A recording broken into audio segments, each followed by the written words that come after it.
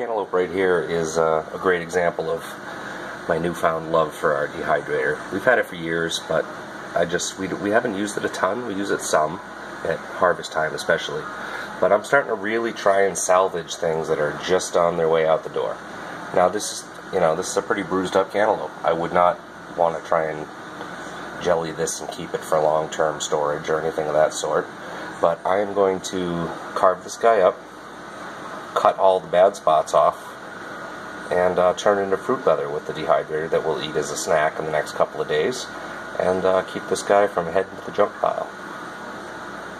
Folks, so that's it. We got one cantaloupe in here. I cut out all the weird spots, I cored it, get rid of the seeds, and I cut the rind off.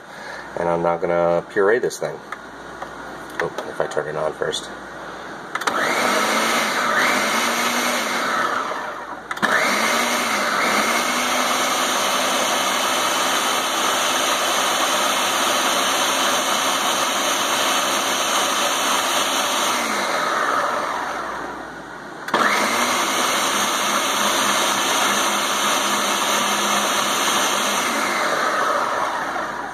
Let's see how we did.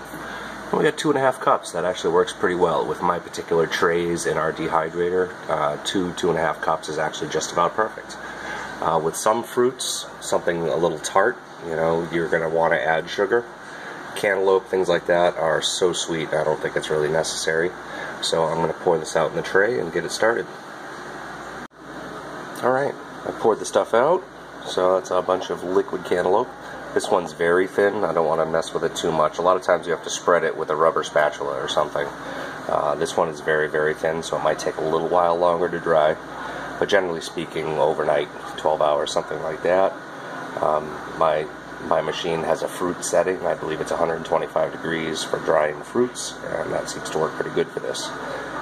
I poured this straight on the tray. Some people like to use cooking spray to get it off a little bit easier, but I found that if they don't cling to the tray, they shrink.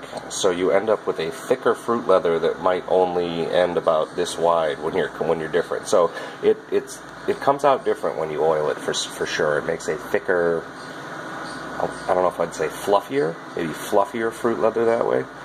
When I do it this way, it does stick a little bit, but generally speaking, if it's still stuck, it's not quite done.